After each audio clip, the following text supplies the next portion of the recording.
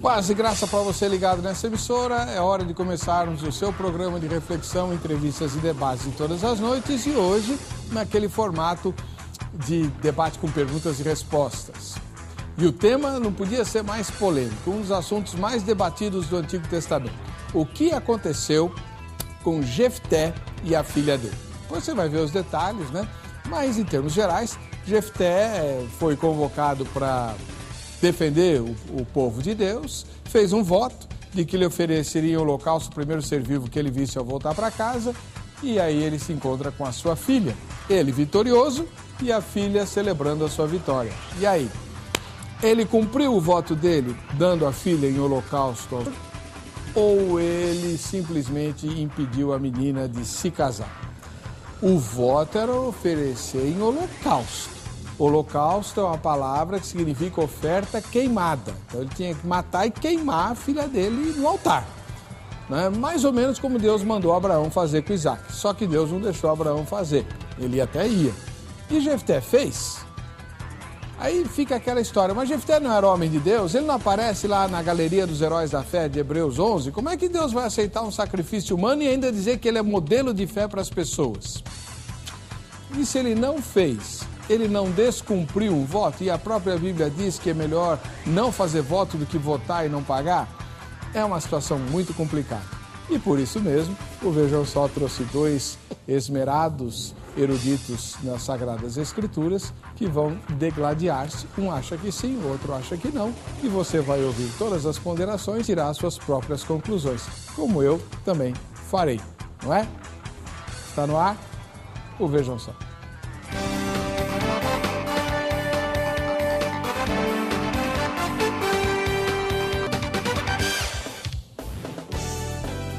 Olá, em nome da Academia Teológica da Graça de Deus, a Grade, eu dou as boas-vindas a você e digo, vá para o site do programa e vote na enquete para você ganhar os presentes da Grade.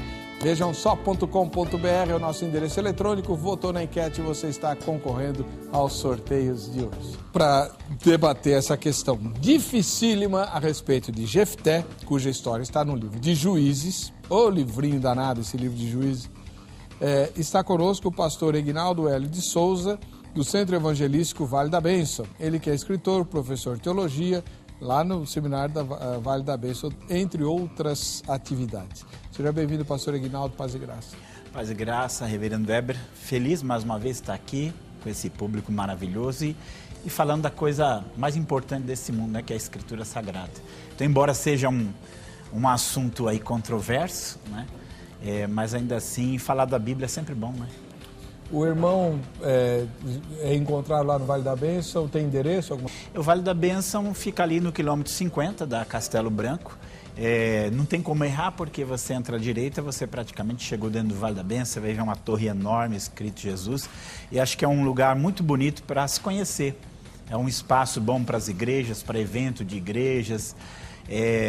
Só o centro de oração lá eu acho um negócio maravilhoso, mais de 20 anos, né? Oração 24 horas por dia, a gente vê gente de todos os lugares ali, então é um lugar abençoado já pela própria natureza dele. Então quem quiser conhecer lá, está aberto. E depois de um bom tempo, voltando ao programa, está conosco o pastor Arthur Bittencourt, da Igreja Assembleia de Deus lá de Utinga, Ministério Madureira. Paz e graça, pastor Arthur, tudo bem? Paz do Senhor, tudo bem, reverendo Weber? Graças a Deus, na santa paz. Onde fica a Igreja Assembleia de Deus lá de Utinga? Fica em Santo André, no bairro do Camilópolis, no distrito chamado Utinga. Por isso que a nossa igreja ela é comumente chamada como Assembleia de Deus em Utinga. E o endereço? É Rua Laureano, 877, lá no Camilópolis, bem no Largo. Muito bom. O irmão tem previsão para voltar ao programa de rádio? Que pergunta difícil. Exaltando a palavra. Ainda não temos previsão, mas sempre tenho instado o nosso pastor para que avalie com carinho essa possibilidade do retorno do programa, porque eu julgo que foi de boa importância para muitos irmãos que gostavam de tirar também dúvidas. A exemplo aqui desse belo programa, o Vejam Só. Pois é, eu lamento muito o fim do Exaltando a Palavra e falei, enquanto eu estiver vivo, eu vou cobrar. Muito obrigado pelo carinho e vamos batalhar para isso. Amém. Vamos ver a matéria que apresenta o tema e a gente já volta com a opinião dos debatedores do Vejam Só. Você já fez alguma promessa e depois achou difícil de cumpri-la? Pois é, isso aconteceu com um homem chamado Jefté.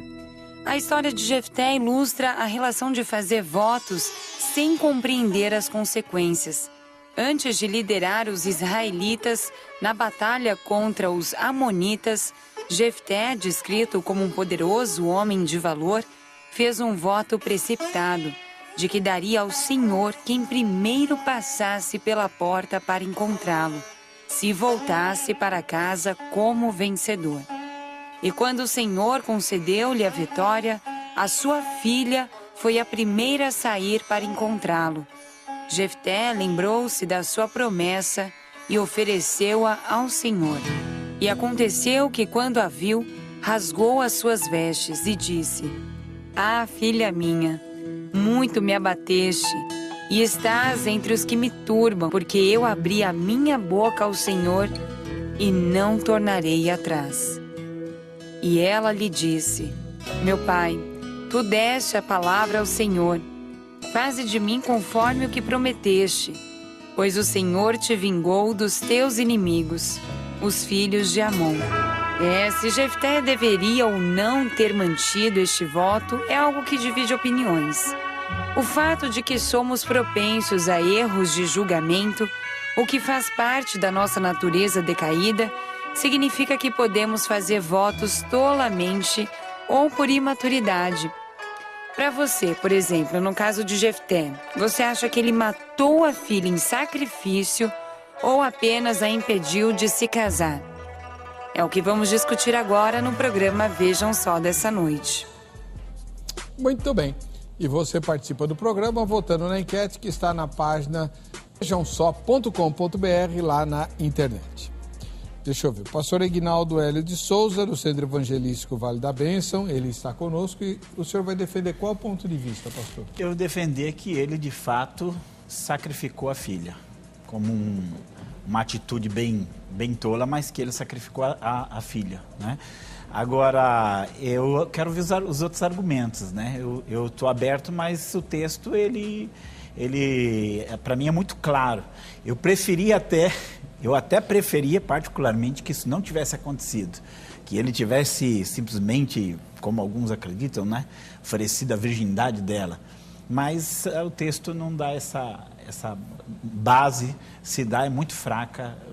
O texto ele favorece que de fato ele sacrificou a filha. O texto que o senhor se refere é Juízes 11. Juízes 11. Tá bom. Muito obrigado pela sua presença aqui. E o pastor Arthur Bittencourt, ministro da Assembleia de Deus em Utinga, o senhor vai defender a ideia de que...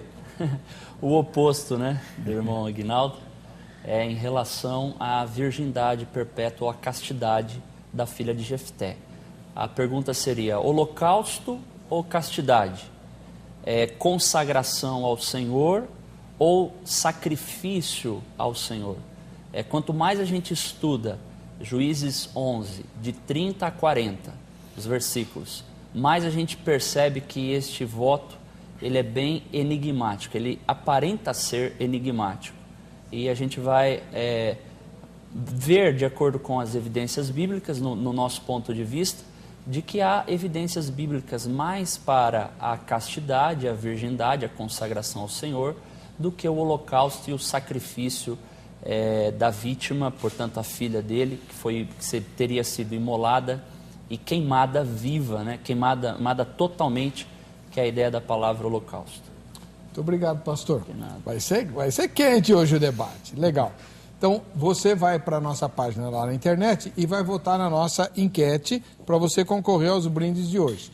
A enquete diz o seguinte: em sua opinião, Jefté, primeira resposta, matou sua filha em sacrifício. Segunda resposta, impediu sua filha de se casar. Terceira resposta, não sei ou nenhuma das anteriores. Votou na enquete, você está concorrendo aos brindes da Agrade, Academia Teológica da Graça de Deus. Vou sortear este livrinho aqui, ó. Tá vendo? Israel, povo escolhido. né? É, obviamente, um livro que trata da questão de Israel como povo de Deus e porta-voz da lei do Senhor. É o livro lá do Vale da Bênção, né, do pastor Eguinaldo, que está aqui conosco, já vai autografado aí para o sorteado de hoje, tá?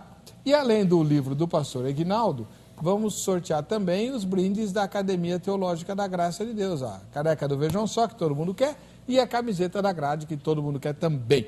E eu quero que todo mundo seja aluno da grade para se preparar e servir melhor ao Senhor. Então anota o telefone que está aparecendo aí, ó, 0 operadora 11 3115 0819, e amanhã, no horário comercial, você liga para a grade e fala com a Carla, ou com as assistentes dela. Pergunta, olha, eu moro em tal lugar e eu quero saber qual é a filial da grade mais próxima da minha casa. Tem. São mais de 600 filiais no Brasil todo. Todas as filiais têm o curso bíblico. Quer estudar a Bíblia? Vai para a grade, lá tem o curso bíblico. Todas as unidades têm. E algumas unidades têm outros cursos. Curso de Libras, curso de Obreiros, curso para evangelistas, curso de Teologia, curso de Análise Bíblica, Escatologia, por exemplo. Enfim, tem uma infinidade de cursos diferentes, você liga e se informa direitinho, tá bom? 3115-0819 em São Paulo, tá? E caso você não seja beneficiado com o kit da grade, com o sorteio da grade, o seu nome continua na base de dados, desde que você tenha votado na nossa enquete, que está lá no vejamsó.com.br. Aí, na sexta-feira, você concorrerá ao kit da Jô Rezende. Olha, muita gente está pedindo, mas o que o Weber pensa do tema? Então, lá no site vejamsó.com.br, tem um lugarzinho lá que chama Weber Diz. Clicou lá, ou no Facebook, tem no Facebook também, né, João? Tem no Facebook, Weber Diz. Weber Diz o que é? É um filme, não é texto, é filme, de 2 minutos, em que eu exponho a minha opinião a respeito do tema. Eu gravo sempre antes do debate, tá? E posto depois que a gente fez a gravação dos convidados, tá bom? Aí você vai lá, depois quiser escrever, descendo o pau em mim, fica à vontade, mas a minha opinião não será dada aqui no programa, fica reservada lá pro site. O tema de hoje vai ser debatido em forma de perguntas e respostas. No próximo bloco, o pastor Eguinaldo vai começar fazendo a primeira inquirição ao pastor, que terá 3 minutos para responder. Terminou a resposta dele, o pastor Eguinaldo, né, vai comentar a resposta. Aceito, não aceito, tá boa, tá ruim. E não tem tréplica.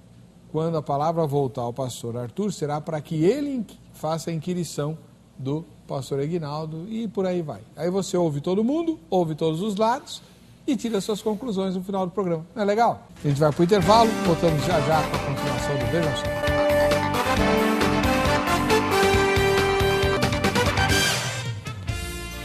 Muito bem, estamos de volta com o programa Vejam Só e hoje é aquele formato de perguntas e respostas. O tema é o que aconteceu com Jefté. Jefté matou a filha dele em holocausto conforme ele tinha votado a Deus ou ele apenas a impediu de se casar?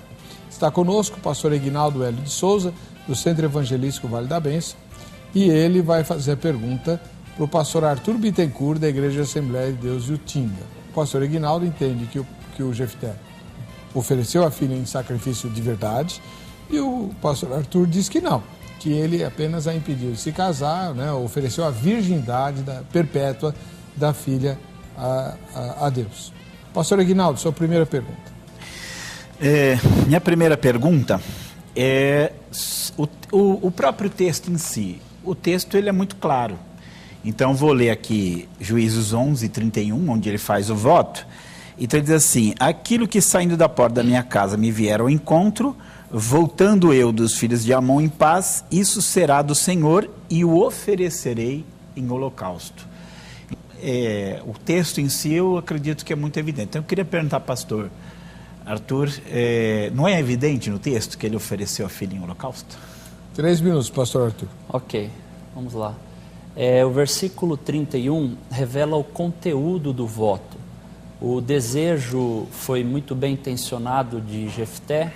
Era comum a prática de se votar os votos eram voluntários, mas me parece que no versículo 31 existe termos um pouco ambíguos, poderíamos assim dizer. E seria da seguinte forma a ideia: seria um ato devocional, um ato de devoção mal concebido que Jefté teria votado? É interessante que na corrigida, a primeira palavra diz "e aquilo". Quando a gente olha em outras traduções, expressões como "a primeira criatura", a outra tradução diz "aquele", ou a NVI coloca "quem". Então, se dá a ideia que pode ser tanto coisa ou pessoa. Pode ser um animal, uma res ou uma pessoa. E, inclusive, alguns estudiosos e comentaristas, eles discutem a possibilidade de uma conjunção no meio do voto, do conteúdo do voto do verso 31, que diz assim: "e oferecerei em holocausto". Nós estudamos o texto, talvez o pastor Eginaldo também tenha visto isso, um comentário da possibilidade dessa conjunção "e" no hebraico, é a palavrinha vav, pode ser também traduzida como "ou".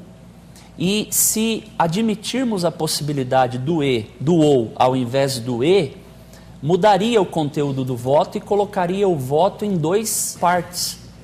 Então, seria mais ou menos assim: se uma pessoa saísse ao seu encontro, ele não ofereceria, seria consagrado ao Senhor. Mas se fosse uma coisa ou um animal, ele então seria sacrificado em holocausto ao Senhor. Então, existe essa possibilidade também que os estudiosos, os comentaristas ventilam. Eu opto pela ideia de que Jefté era conhecedor da lei de Deus e que ele conhecia os caminhos do Senhor. E por isso, ele não faria um voto cujo conteúdo seria proibido pelo próprio Deus. Isso a gente pode desenvolver ao longo aqui do nosso programa com outras evidências no texto. Respondido? Respondido. Muito obrigado, pastor Arthur. 3 minutos, pastor Eginaldo, para os seus comentários. Eu só queria comentar que esse texto sempre foi visto, inclusive até a Idade Média, nunca houve dificuldade nenhuma. Sempre se entendeu que ele fez um voto precipitado. Aliás, a própria invocação aqui é um voto precipitado. E ele mesmo reconhece como um voto precipitado. E assim, se ele deixou aberto, mais ou menos a ideia é assim: se ele deixou em aberto, né? Se for um animal, eu sacrifico; se for uma pessoa, eu só consagro, né? Se ele deixou aberto, ele jamais acharia que isso era um voto precipitado, porque ele não teria, de fato, se precipitado de forma nenhuma, né? E agora, o que a gente também deve levar em consideração, se fosse outra situação, outro período histórico, realmente talvez fosse mais se estranhar. Mas nós estamos falando de um período em que o conhecimento e a prática da lei, mesmo por aqueles que temiam a Deus, assim, em Juízes há uma fuga muito grande. Tanto que Juízes é um refrão que ele tem, é como encerra, né? Naquela época não havia rei em Israel, cada um fazia o que bem entendia. Então você percebe que há uma deficiência na prática. No capítulo 18 nós temos um exemplo ali bem claro de uma família que faz um ídolo e consagra a Deus, faz uma imagem, escultura e consagra a Deus, e pega o filho e faz do filho sacerdote, e depois vem a tribo de Dan, sequestra eles e fala: agora vamos ser abençoados porque temos um ídolo e temos...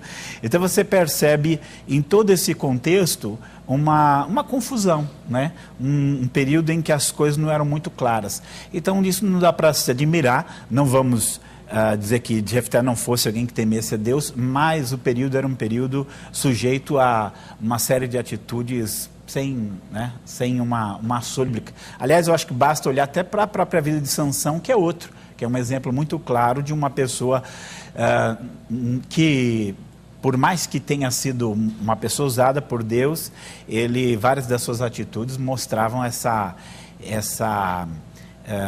confusão com respeito à lei e os mandados da lei. Faltava centralidade, faltava... A gente até pensa assim, né? Não é como hoje, que é tão fácil fazer uma Bíblia, tão fácil reunir pessoas, e mesmo assim você não tem um conhecimento exato. Imagine na época de Juízes, deve ter sido uma coisa muito confusa. Então não é de se estranhar esse voto de Jefté. Muito obrigado, pastor Aguinaldo. Agora, a posição se inverte. Quem vai perguntar é o pastor Arthur e quem vai responder é o pastor Aguinaldo. Pode fazer a sua primeira pergunta, pastor. Okay. Pastor Aguinaldo, eu gostaria de perguntar ainda um pouco sobre esse ponto da questão do holocausto, admitindo a sua posição, mas porque eu tenho para mim que 5 palavrinhas chaves regem aqui esse texto, que seria a palavra voto, a palavra holocausto, a palavra implícita, a submissão da filha à vontade e ao voto do seu pai Jefté, a palavrinha virgindade e a palavra memória. Com base nessas 5 palavras, a gente consegue definir mais ou menos os contornos deste voto e até mesmo o conteúdo. Eu perguntaria da seguinte forma: existe alguma evidência bíblica de que Jefté foi culpado, e existe no corpo do texto alguma prova bíblica de que ele realmente fez um voto atrevido, um voto imprudente? Existe alguma censura bíblica em relação a Jefté ou ao seu voto, em relação ao seu voto? E concordo com o irmão em relação à idade de trevas que rege ali, que regeu durante quase 300 anos, que foi o período do juizado. Então, existe alguma censura bíblica sobre Jefté ou sobre o seu voto, sendo ele tolo? 3 minutos. Não, mas tem uma crítica do próprio Jefté.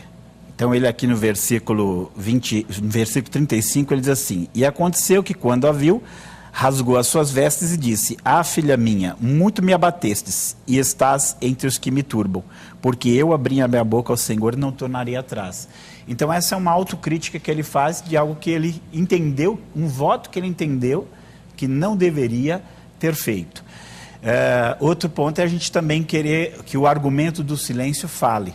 Não é porque não existe uma condenação explícita que se queira dizer que tudo que ele fez foi certo. A gente pode pegar novamente o exemplo, acho que do próprio Sansão, né? Você não tem, ele vai lá para a galeria dos heróis da fé, mas nós sabemos da aproximação dele com uma mulher filisteia que não podia, com prostituta, com a exibição do poder dele, e a única coisa que vai dizer é que ele entra lá no hall da fé, né? No rol dos heróis da fé ali de Hebreus 11. Então, o argumento do silêncio ele não pode ser usado para justificar o ato de Jefté, até porque se nós tomarmos em conta, a história dele é muito curta, é um capítulo, e você realmente não tem no restante das escrituras comentário nem sobre Jefté, nem sobre Sansão, nem sobre outros personagens também. Então, você não pode usar o argumento. Mas acho que é o próprio remorso dele, já pesa sobre ele, ele reconhece a precipitação do voto que ele fez.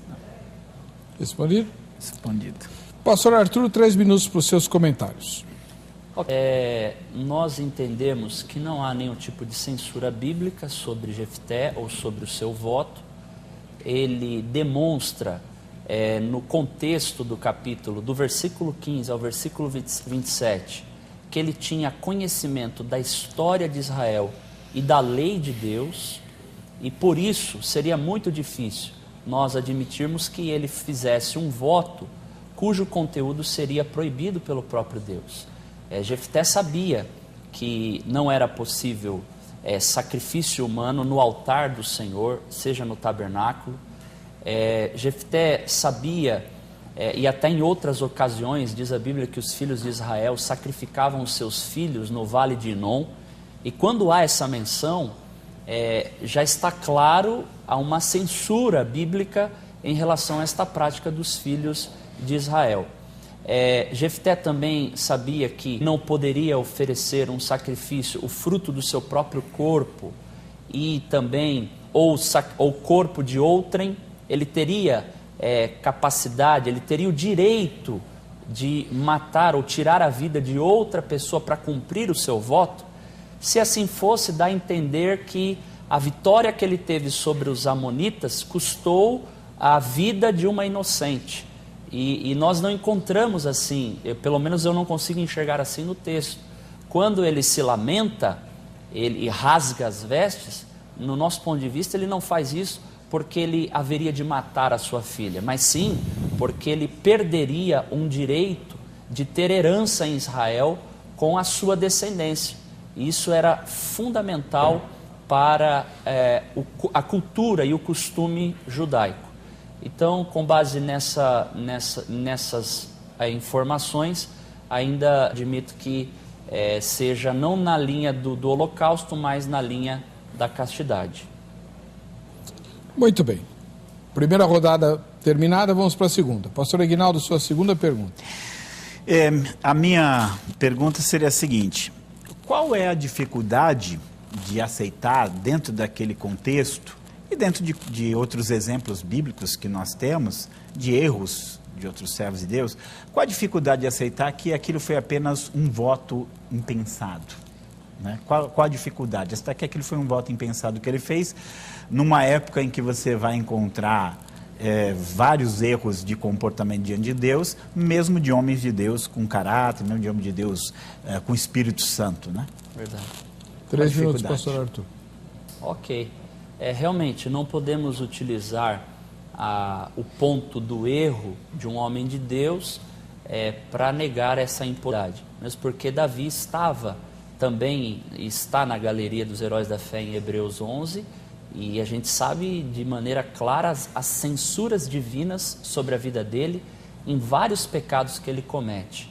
E ele não deixa de ser menos homem de Deus por isso, e não há problema nenhum com isso. Só que, no caso de Jefté, nós vemos que na admissão dessa hipótese de um holocausto, de um voto atrevido, imprudente e tolo, a gente torna o Jefté não só o seu voto tolo, mas o próprio Jefté como um tolo. Torna Jefté um imprudente.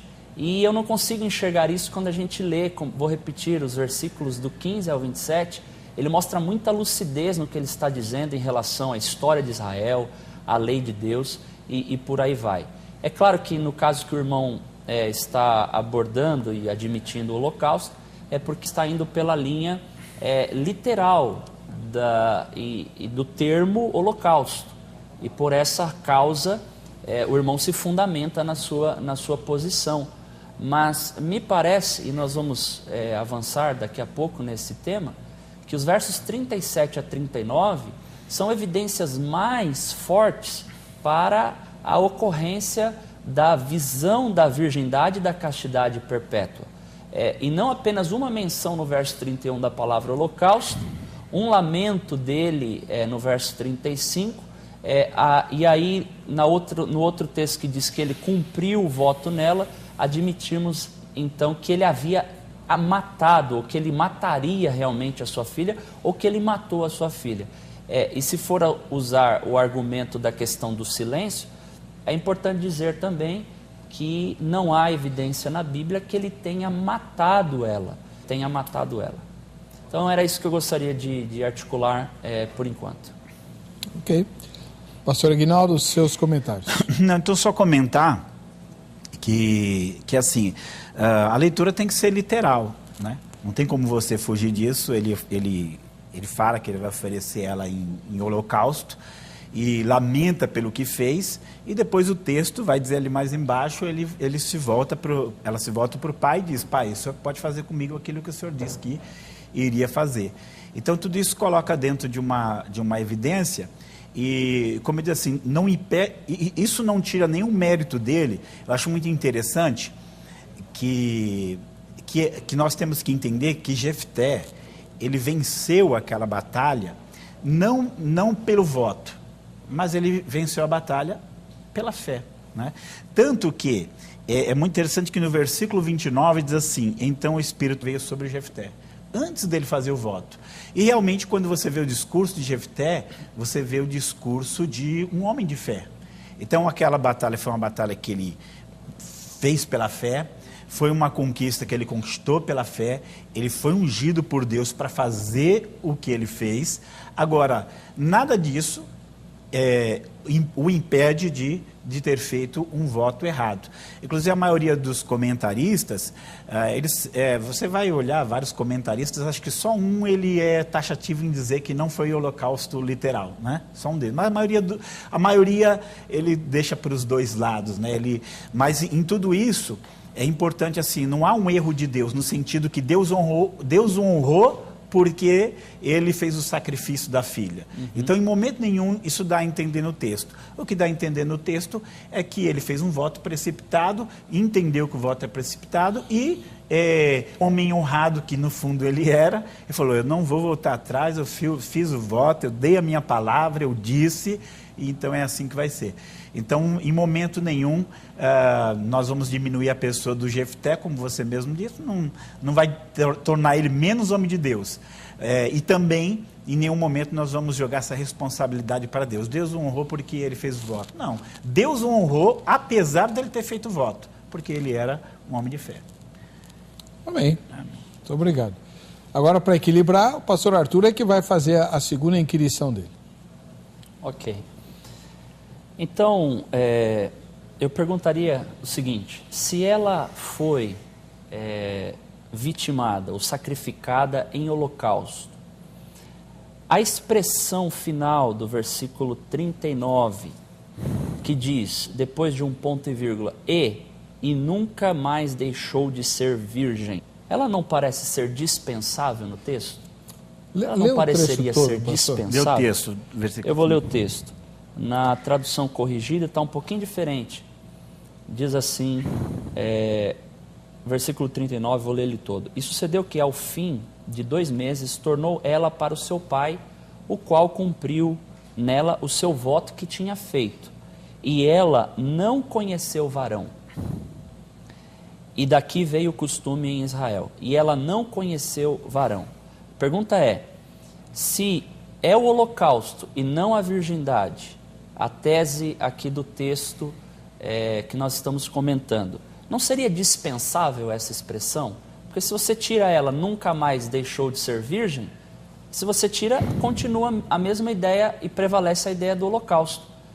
Então essa é a pergunta que eu faço, porque eu entendo que se essa frase, essa expressão, ela permanece, ela agora, dos versículos 37 a 39, com a ideia de que ela foi consagrada ao Senhor e não sacrificada em holocausto ao Senhor.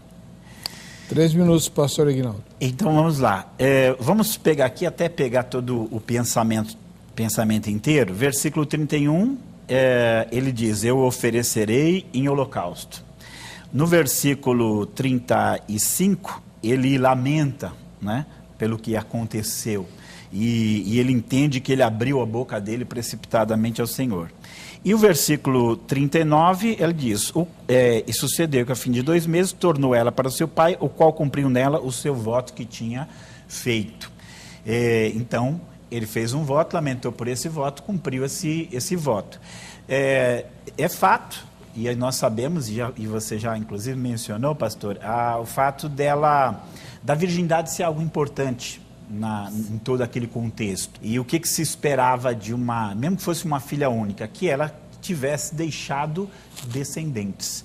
Então, a grande lamentação aqui é que ela morreu sem deixar descendentes, né? Ela morreu sem deixar descendentes. Então, o que o texto quer focar aqui é justamente esse aspecto, que aquela oportunidade que ela teria se continuasse viva, a oportunidade que ela teria de deixar descendentes para o pai, ela simplesmente perdeu porque ela vai morrer virgem agora. Então, o texto não é conclusivo em dizer que ela permaneceu viva, né? Apenas ele termina dizendo, ela não conheceu homem. E foi a maneira como ela morreu virgem, o que para ela foi uma grande tristeza. Não morreu como uma mãe, não morreu como alguém que deixou descendente, morreu virgem. Então não há algo conclusivo que ela tenha permanecido viva e virgem a vida em que ela morreu sem ter conhecido um homem. É o que o texto diz. Muito bem. Pastor Arthur, 3 minutos para o senhor comentar essa resposta. Bom, eu discordo nesse sentido de que essa expressão nunca mais deixou de ser virgem. Eu entendo pelos versículos que mencionei, do 37 a 39, até mesmo incluindo o 40, aqui é expressão-chave, é questão nuclear no texto. Mesmo porque senão nós teríamos de admitir, e foi muito bem já articulado pelo pastor Aguinaldo, e eu também não abriria mão da realidade de outros casos ao redor da vida da personagem Jefté, como foi citado aqui Sansão, Davi e outros, e no tempo de Juízes, no tempo dos Juízes também, mas faria com que a piedade de Jefté fosse uma piedade burra e que a piedade dele maior do que a sabedoria. Então, eu não consigo visualizar dessa maneira. Para mim, ele se lamenta porque ele não teria netos, e a filha chora por 2 meses com as suas amigas, vagueando pelas colinas e montes, porque ela seria consagrada ao Senhor, e ela, portanto, não teria a alegria de ser mãe. Então, ela não teria filhos e Jefté não teria netos, e não haveria herança em Israel. Até mesmo porque, pastor Aguinaldo, os estudiosos dizem que essa porção que nós estamos analisando, ela pode ser enquadrada como uma digressão. Digressão é uma espécie de retorno ao fato histórico, e que foi colocado depois, não para avaliar a questão da memória.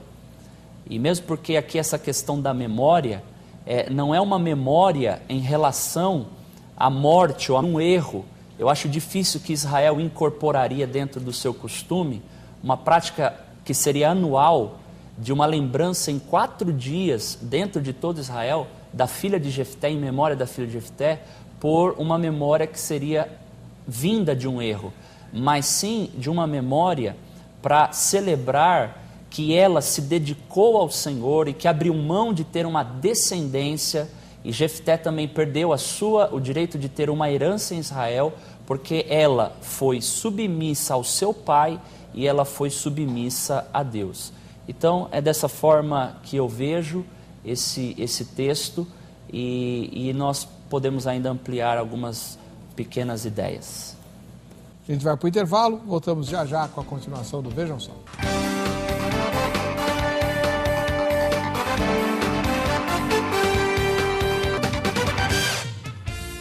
De volta com o programa Vejam Só.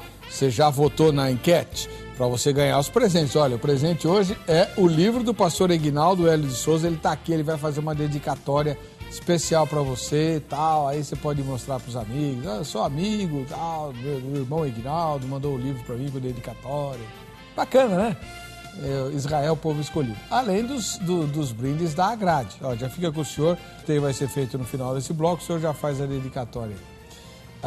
O tema de hoje é o que Jefté fez. Ele sabe que ele fez um voto. Ele cumpriu o voto dele? Ele ofereceu a filha dele única em holocausto? Ou ele simplesmente, se cabe o advérbio, né? Ele impediu a filha de se casar e portanto, eliminou a possibilidade dela vir a ser mãe e ele de perpetuar o seu nome. Morreu ali, né?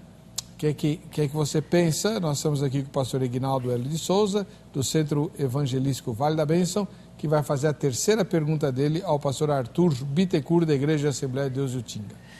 Então, minha pergunta é baseada aqui no versículo 40, que diz assim, que as filhas de Israel iam de ano em ano lamentar por 4 dias a filha de Jefté, o gileadita. Vamos imaginar que o voto dele tenha sido consagrado a Deus. Que essa era uma das possibilidades, consagrou a filha a Deus. Teria sentido uma festividade que viesse lamentar a consagração dela a Deus? Você veja que o versículo diz assim, que elas vinham para lamentar a filha de Jefté. Não vinha para lamentar a consagração dela a Deus, não vinha para lamentar a virgindade dela, vinha lamentá-la.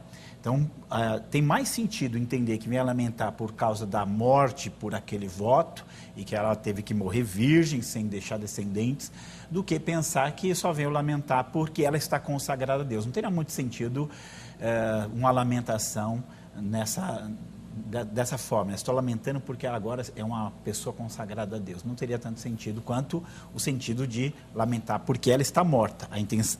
O contexto aqui dá a entender, veio lamentar a filha de Jefté, dá a entender de que ela já não está mais presente. A pergunta, não tem muito mais sentido se for morte do que se for uma consagração a Deus? 3 minutos, pastor Arthur. Entendi. Bom, eu articulei um pouco isso no bloco anterior sobre a questão da memória. Embora, se você, pastor Aguinaldo, deve ter visto, pegando outras traduções, a palavra não é apenas lamentar.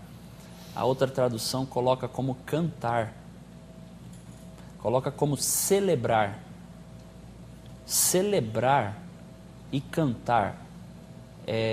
Vejam que são expressões de alegria e não de lamento. Ainda que admitamos, e a opção tradutológica assim coloca como a palavra lamentar, ainda que admitamos dessa forma, vamos pensar que esse versículo 40 seria uma espécie de epílogo de uma situação de um juizado de Jefté. Ele foi juiz durante 6 anos. Então, veja, eu, como disse no bloco anterior, acho difícil Israel celebrar algo que trouxesse uma memória negativa, que viesse de algo mal concebido na sua origem ou viciado na sua origem. Eu entendo aqui como sendo memória pelo fato de uma mulher, uma jovem, ter se dedicado ao Senhor, aceitando cumprir o voto de seu pai, porque a gente precisa tratar aqui também a questão da submissão dela. Por que ela não relutou? Por que, se fosse admitindo a hipótese de holocausto, por que ela não relutaria? Nós estamos aí colocando 2 violações à proibição bíblica de Deuteronômio 18, Levítico 18, 21, se não me falha a memória, e Deuteronômio 12, e em relação também ao próprio teor do conteúdo, do que se podia votar, ou como se votava, que está em Levítico 17 e em Levítico 27. Jefté sabia disso, que o sacrifício ao Senhor tinha que ser colocado no altar. Eu pergunto, que sacerdote sacrificaria no altar um ser humano? Que sacerdote? Animal impuro não podia, que aqui a palavra do versículo 31 também nos dá margem para pensar nesse aspecto. Em Levítico 27 também registra que deveria ser macho, e ela era uma mulher. Então, colocar a ideia de holocausto, de que ela foi morta pelo pai, nós teríamos de admitir a tolice não só do Jefté, não só do seu voto, mas também da própria filha, de não relutar. A pergunta que nós poderíamos fazer fazer voto para outro, ou vale voto usando outras pessoas? Então, eu não vejo essa questão da memória como sendo do holocausto, mas sim de que não haveria mais a herança de Jefté em Israel. E vale dizer que isso era por isso que tem a memória, porque era algo de humilhação extrema para uma mulher não ser mãe. Era vista até como maldição, né? Deus serrando a madre. E acabou seu tempo. Então tá bom, então acabo de falar. Pastor Aguinaldo, 3 minutos. Então só queria comentar aqui, porque já parte de um pressuposto de que não foi um voto impensado. Mas se você entender que era uma época que um voto impensado tinha toda a possibilidade de acontecer, então toda a história faz sentido, tudo faz sentido. Ele faz um voto impensado, a filha aceitou o voto. Agora o voto é um negócio curioso na Bíblia, né? Primeiro, eles levavam a sério os votos, todos eles levavam a sério os votos. Mas existe uma ordem na Bíblia interessante, assim, que quando uma mulher, sabe que quando uma mulher faz um voto, ou uma esposa faz o voto, a Bíblia diz que se o marido ou o pai discordar do voto, o voto é anulado. Então ela não é obrigada a cumprir aquele voto, porque o homem é autoridade sobre ela. Então no caso do Jefté, ele é o pai, ele é a autoridade. Então isso é algo que eles entendiam bem. Por mais que isso fosse doloroso para ela, por mais que isso fosse um voto precipitado, Ele vem, ele lamenta e ele diz, olha, não tem jeito, eu fiz o voto e eu vou pagar esse meu voto. Então o fato dele aceitar é porque eles tinham consciência da seriedade de um voto e ela como mulher sabia que ele não poderia quebrar esse voto e ela estava submissa. Então isso não vai fazer diferença nenhuma. E na questão da tradução, veja que todas as traduções embora você tenha outras possibilidades, a tradução vai sempre cair para o lado do lamentar, que é a probabilidade maior, porque vai estar dentro do contexto, lamentando uma jovem que morre virgem por um voto precipitado. Então isso vai ter assim, um significado muito mais forte e muito mais profundo. Lamentando, é um caso, digamos, lamentável mesmo. E aqui, inclusive, elas iam de ano em ano, então era uma coisa que se repetia, de qualquer maneira, a cena que você tem é uma cena de tristeza. É uma tristeza do pai, é uma tristeza dela, que ela vai chorar. Então, a probabilidade é que essa fosse uma comemoração de lamentação, não como uma comemoração de festa. Então, o contexto geral, ele vai puxar mais para uma coisa ruim do que para simples uma consagração. Porque é o que eu digo, se fosse uma consagração, seria uma coisa boa. E também a gente pensar assim, foi a filha dele que veio. E se fosse um escravo, ele ia conceder, o escravo vai ficar virgem a vida inteira? E se fosse um animal, o animal vai ficar virgem? Então não tem muito sentido. O voto dele foi, o primeiro que vier, aquilo que sai da minha casa, eu vou oferecer ao Senhor, a palavra que diz assim, né? Será do Senhor e oferecerei em holocausto. Então, esse era o voto que ele tinha feito, esse era o compromisso que ele tinha feito ali. E se fosse um animal, ele ia deixar o animal virgem? Ele ia deixar o escravo virgem? Ia morrer virgem? Não. O voto o completo era, consagrava a Deus, consagrava como? Consagrava em holocausto, porque o holocausto era uma consagração plena a Deus. Esse é o pensamento. Muito bom. Agora é o pastor Arthur que vai fazer a terceira pergunta à senhora Aguinaldo. Bom, eu faço minha última pergunta. É claro que a gente não sabe quanto tempo durou esse costume de se lamentar. Eu compreendo também, entendo essa questão da lamentação do versículo 40, mas não em decorrência do holocausto, mas sim em decorrência da falta de um direito hereditário, por assim dizer, como era algo muito forte no Israel antigo.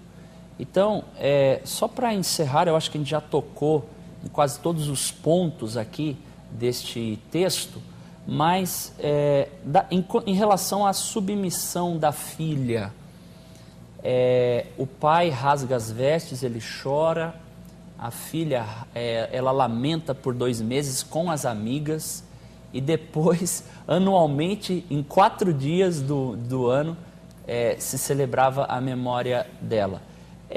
Seria, então, num fato claro, admitindo a questão do holocausto, reconhecer a afronta às ordens bíblicas, às ordenanças bíblicas? Porque, veja, eles estavam em Mispá, e a ordem, o tabernáculo, ficava em Siló.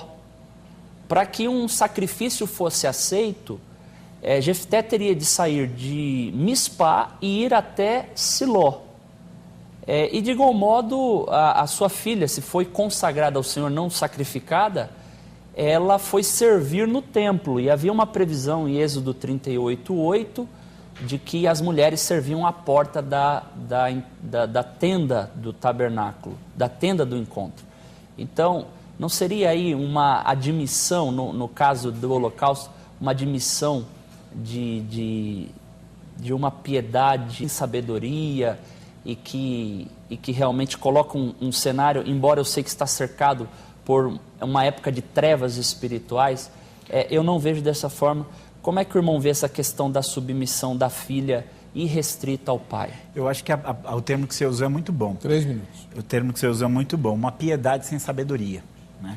Acho que é um termo muito bom, e de todo o contexto que a gente vê, A gente não pode esperar muita piedade sábia nesse período, né? A gente fica, aliás, nos choca certa atitude, a atitude de Sansão nos choca, a atitude do capítulo 18 em diante, então, de Juízes, é erro em cima de erro, falha em cima de falha. Então, realmente, você tem essa piedade, que ela é sincera. Talvez a gente possa fazer aqui uma comparação até com o período medieval, né? Porque no medieval você vai encontrar muita piedade, às vezes uma piedade muito mais forte do que a nossa que nós vivemos, mas também uma piedade sem sabedoria, uma piedade que se consagra a objetos, uma piedade que se consagra a imagens de esculturas, uma piedade que se consagra a santos, a Deus e coisas desse tipo. Então era mais ou menos o que você tinha. E se isso foi possível na Idade Média, onde você tem a revelação do Novo Testamento, você tem um conhecimento maior do Novo Testamento, por que não uma piedade sem sabedoria aqui nessa época? Então era muito fácil você ter isso. A Idade Média tem umas coisas muito esquisitas. As próprias cruzadas, né? Você não pode dizer que as pessoas que estavam ali, claro que você tinha os aproveitadores, os aventureiros, uma série de coisas, mas quando você lê a história, você via que eles tinham mesmo aquela devoção, uma devoção com foco errado, né? De uma devoção com foco errado. Tem umas histórias, só que tem um tempinho, né? Tem uma história muito engraçada do camarada que disse que ele ia achar a lança que furou o lado de Jesus.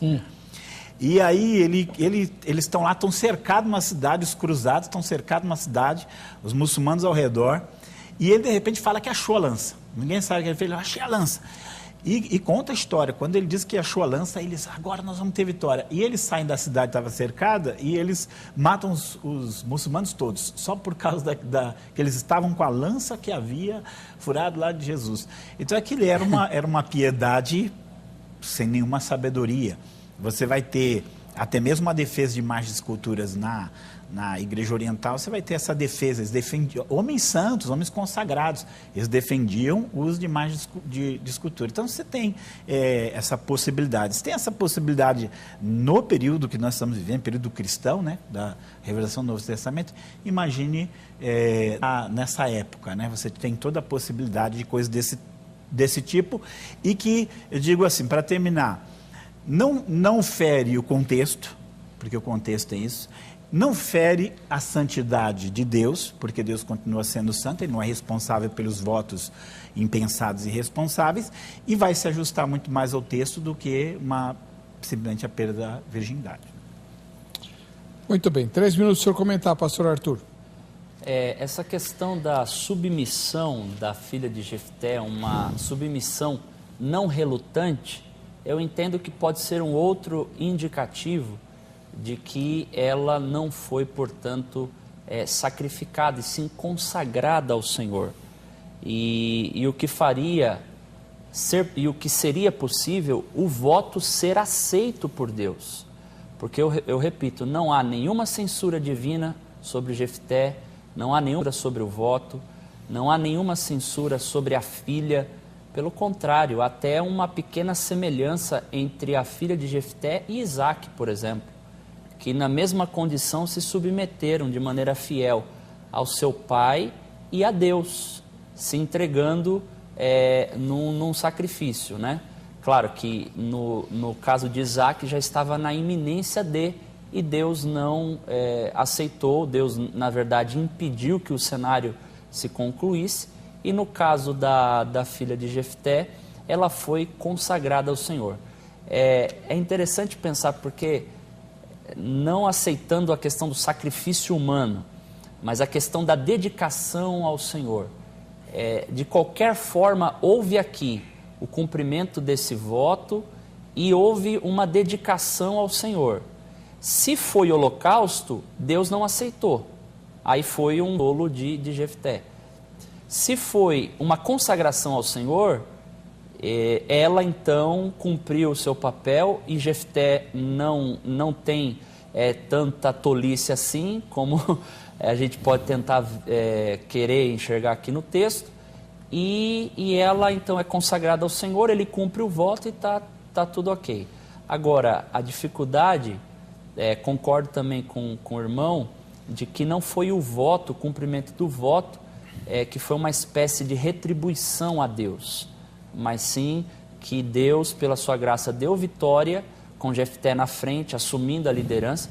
Lembrando que ele era um cara rejeitado e que depois foi procurado pelos gileaditas para se tornar um cabeça, um líder. Ele vai, o Senhor concede vitória, e eu tenho dificuldade para concluir de admitir isso, que no final de uma grande vitória como essa, agiria com tanta insanidade se ele mesmo demonstra ter tanta sabedoria no contexto deste capítulo. Então são as duas interpretações possíveis. Isso, pastor Aguinaldo, não diminui o poder das Escrituras, a infalibilidade das Escrituras, a inerrância das Escrituras. Pelo contrário, isso é uma questão secundária aqui que nós precisamos dar um norte, um rumo para os nossos telespectadores. E eu acredito que foi também defendido esses dois pontos como o lastro teológico e bíblico assim impõe ao longo desse tempo no estudo desta passagem de Juízes 11, do 30 ao 40. Eu acho que é isso que eu queria... Como eu gosto de dizer assim, nós podemos discordar de um entendimento do texto bíblico, mas nós jamais vamos discordar que a autoridade é o texto bíblico. Exatamente. Muito bem. Cada um de vocês fez 3 perguntas, ouviu 3 respostas e comentou 3 vezes. Agora vocês vão responder a uma pergunta minha, bem com 3 minutos para a resposta, tá? E a primeira pergunta eu quero fazer para o pastor Aguinaldo. O pastor Aguinaldo, ele está defendendo que Jefté cumpriu o voto e sacrificou a filha dele, matou a filha e queimou lá no holocausto e tal. Muito bem. Pastor Aguinaldo, o senhor disse que isso daí foi porque Jefté fez um voto precipitado, né? Isso. O senhor disse que esse voto foi precipitado porque saiu uma pessoa da porta da casa de Jefté ou porque era a filha? E eu quero saber do senhor se, sendo precipitado, totalmente contrário à vontade de Deus e à lei de Deus, por que Deus não impediu que Jefté concretizasse o sacrifício do mesmo jeito que ele fez com Abraão? Porque Deus não deixou sacrificar Isaac em um holocausto muito tempo antes. Por que agora com Jefté Deus deixou? Então, 3 minutos. Então vamos lá, 2 coisas. Com relação ao voto dele, foi precipitado porque ele falou que o que saísse dali, ele ia sacrificar. Então já começou a precipitação ali. A gente não sabe por que ele se precipitou, se ele se empolgou, mas foi precipitado não porque foi a filha, foi precipitado porque ele falou que sair eu vou oferecer em holocausto. Né? Podia ser, mesmo que fosse um escravo, mesmo que não fosse um escravo, ele foi precipitado, né? Porque ele estava querendo oferecer um sacrifício, talvez o pensamento dele vai sair um animal, mas ele se precipitou porque podia não ser um animal, então foi precipitado. E o segundo, por Deus não ter impedido, que há uma diferença muito grande de Abraão e ele. Deus pediu para Abraão.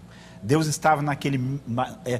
São 2 coisas bem diferentes, embora alguns gostem de uma comparação, são 2 coisas bem diferentes. Agora também, assim, uma coisa a gente pode pegar até aqui da similaridade. Abraão poderia ter estranhado. Mas uma pessoa, vou sacrificar uma pessoa? Só que o contexto dele também havia sacrifícios humanos.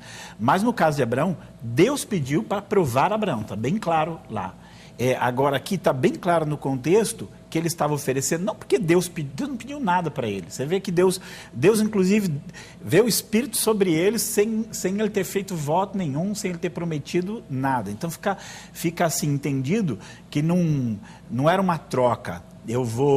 Não era uma troca assim, eu só vou te dar a vitória se você fizer algum voto. Não foi isso que aconteceu. Ou Deus falou assim, eu quero te provar, eu quero ver se você é fiel, oferece sua filha. Não foi isso que aconteceu. Há uma diferença bem grande do contexto. Abraão era bem claro, a gente sabe que Deus não queria o filho, Deus queria o coração de Abraão, digamos assim, né? Deus queria ver o Abraão amava, e até assim, é uma coisa muito linda, né? Mais ou menos assim, eu vou oferecer o meu filho, eu quero ver se você está disposto a oferecer o seu, né? Era uma coisa assim, muito linda, a mensagem ali de Gênesis 22 é muito linda. A mensagem de Juízes 11 aqui, ela já não é uma mensagem linda, ela é uma mensagem de um pai que falou uma coisa e depois, não devia ter falado isso, olha lá o que deu. Não é já uma coisa que tem um outro foco.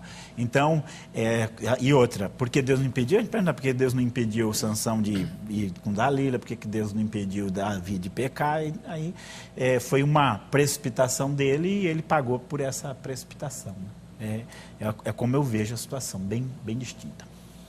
Bom, meu comentário é o seguinte, no caso de Abraão, Deus queria provar Abraão e ele tomou a iniciativa de pedir o sacrifício e impedir o sacrifício. Hebreus diz que Abraão ia matar Isaac porque cria que Deus o restituiria pela ressurreição. Então, se era para provar Abraão, deixa ele matar, né? Como deixou Jefté. E depois eu devolvo o filho. Não tem problema. Assim como o meu filho também vai morrer e vai ressuscitar, o filho de Abraão também vai morrer e ressuscitar. Mas Deus não deixou, porque Deus não quer sacrifício humano. No caso de Jefté, Deus não fez nada porque o Jefté fez burrada. Qual a criação que ele teve? E Deus deixou a filhinha dele chorar as pitangas lá durante não sei quantos meses e depois morrer e ainda ser queimada em adoração a Deus. Esse é o grande problema. Deus é cúmplice disso. Se isso aconteceu, Deus é cúmplice. Como que não? Né? Foi em homenagem a Deus, o sacrifício foi em homenagem a Deus, em adoração a Deus, em obediência a Deus. Então, por isso que eu, nesse aspecto, vejo fragilidade na argumentação da sua resposta. Agora, é a vez do senhor responder. Vai me fragilizar agora, né? Não. O irmão Arthur está defendendo que Deus não aceitou um sacrifício de holocausto, porque o sacrifício foi a consagração da moça ao serviço de Deus, proibindo-a de se casar. Então, pastor Arthur, do mesmo jeito que Deus deveria ter impedido a morte da filha de Jefté, no caso de Jefté cumprir o sacrifício, Deus também deveria ter impedido esse tipo de coisa. Primeiro, a consagração ao serviço de Deus é uma coisa que eu não consigo entender. Qual seria a vantagem para Deus ter uma freira? O que é que Deus ganha em ter uma mulher onde só tem homem sacrificando, ela só ia ser tentação lá no lugar lá onde ela fosse servir? Que tipo de serviço ela faria que os homens já não estavam fazendo? E de que diabos Deus se beneficia de uma virgindade perpétua? Né? Para que Deus precisa de uma freira? Por que Deus aceitou esse tipo de sacrifício que inclusive inspira um monte de vidas tortas por aí ao longo dos milênios, que são as vidas monásticas? Entendi. Esse é o ponto o contorno do voto. Veja que para a mulher servir no templo ou no tabernáculo, não havia uma necessidade ou um requisito de que ela fosse virgem. Mas por causa do voto, e ela se submete ao seu pai, ela é então consagrada e serve ao Senhor de maneira com uma vida celibatária, com uma vida de solteira perpetuamente, até a sua morte. Então, esse é o meu ponto de vista que eu estou articulando aqui. Como eu citei, Êxodo 38:8, 1 de Samuel 2:22, as mulheres que trabalhavam no templo, elas não necessariamente tinham de ser virgens, mas por causa do voto, e aí na minha posição eu fico um pouco assim mais confortável, admitindo a castidade, porque aí Jefté não é tolo, o voto dele não é de tolo, a filha não é tola de aceitar o voto do pai, que seria um voto atrevido, e ela, a única humilhação que ela tem, mas por um dever maior de dedicação e consagração ao Senhor, é ter uma vida de solteira pelo resto da vida. Como diz aquela expressão do final do versículo 39, e nunca mais deixou de ser virgem. Então, a memória, no meu aspecto, no meu ponto de vista, a memória se refere ao fato de uma pessoa ter se dedicado e ela abriu mão da sua descendência, e por causa disso, de uma forma de se suavizar essa humilhação seria uma lembrança, uma celebração em memória da filha de Jefté. Então não há problema nenhum com relação às mulheres. Aliás, elas eram casadas, mas no caso da filha de Jefté em específico, ela foi assim devido ao voto do seu pai que ela aceitou. É assim que eu articulo. Então, o meu comentário à sua resposta é o seguinte, olha, em primeiro lugar, não há nada no texto que diga claramente que o voto de Jefté foi aquilo que sai da minha casa, não vou deixar procriar, não vou deixar casar, vou garantir a virgindade. Isso não está explícito no texto, pelo contrário. O que fala lá é de holocausto. Segunda coisa, Deus conhece todas as coisas, Deus é onisciente. Ninguém na época de Jefté poderia imaginar seria, milênios mais tarde, com o movimento monástico de Exato. Pessoas serem encarceradas em mosteiros e não poderem ter vida conjugal em homenagem a Deus. Um absurdo que o Senhor Jesus detonou, né? Embora o movimento monástico tenha continuado em nome dele depois. Agora, Deus sabia disso. Então, por que Deus iria endossar uma prática como essa, deixar nas Escrituras e ainda registrar lá no livro de Hebreus como modelo de fé? Né? Que de um jeito ou de outro o voto foi precipitado. Foi, sim. Isso aí fica aí inegável. Mas Jesus previu os eunucos em Mateus 19:12. Por causa do reino. Do reino, os que se fazem e os que são feitos. Para mim, a palavra de Jesus está dizendo, olha, o sujeito que não pode ter vida sexual lícita, ele se faz eunuco. É o caso dos homossexuais e por aí vai. Né? Mas, enfim, é um pecado dificílimo, como tudo no livro de Juízes é complicado e dificílimo. Né? E eu quero terminar o programa agradecendo a presença dos irmãos e terminando, olha, Deus não se beneficia em nada com a virgindade de ninguém. Né? Isso faz parte de uma espiritualidade herdeira da queda, não é? Que vê o pecado original como sendo o sexo. Então, para eu me santificar e me consagrar a Deus, eu não pratico sexo. E isso não faz parte do projeto de Deus. Obrigado ao pastor Ignaldo Hélio de Souza, do Centro Evangelístico Vale da Bênção, e obrigado ao pastor Arthur Bittencourt, da Igreja Assembleia de Deus de Utinga, que tinha um brilhantíssimo programa de rádio chamado Exaltando a Palavra e que está fazendo falta. Obrigado, reverendo.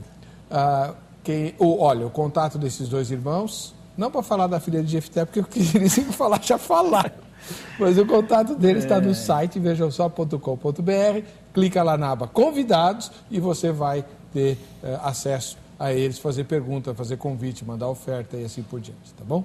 Quem que vai levar o brinde da grade? Luciane do Nascimento Ribeiro, ela mora na capital de Minas Gerais. Maravilha, Luciane. Para você que fica com a gente, que fica com essa emissora, a paz e a graça de Jesus. Nós nos encontraremos no próximo Vejam Só.